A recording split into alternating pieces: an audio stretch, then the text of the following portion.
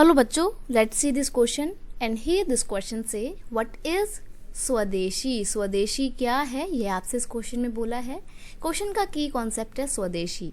हम बात करने वाले हैं स्वदेशी की। जैसा कि आपको नाम से ही पता लग रहा है, स्वदेशी। अगर हम इसको ब्रेक करें, देखो संस्कृत का वर्ड है ये स्वदेशी, इसको अगर आप ब्रेक करोगे तो क्या बनेगा, स्व प्लस देशी। देखो कैसे बनेगा ये, स्व प्लस देशी बन गया। क्या बनेगा, स्वदेशी। ये स्वदेशी का मतलब क्या होता है, अपने खुद के देश का। स्वदेशी is a Sanskrit word meaning स्व।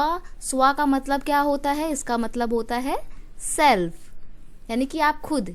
एंड देशी का मतलब तो आपको पता ही है क्या होता है, कंट्री होता है, हमारी प्यारी कंट्री इंडिया। तो swadeshi has meaning things that have been manufactured in one's own country. तो स्वदेशी का मतलब है ऐसी चीजें जो खुद की कंट्री में बनती हैं, उनको बोला जाता है स्वदेशी, जो हमारे ही कंट्री के अंदर बनती है। और गांधी जी स्वदेशी के बहुत बड़े सपोर्टर थे, इसीलिए गांधी जी ने क्या बोला था कि हमारे को चरखे में बना हुआ कपड़ा जो है, खादी का कपड़ा, वो इस्तेमाल करना चाहिए।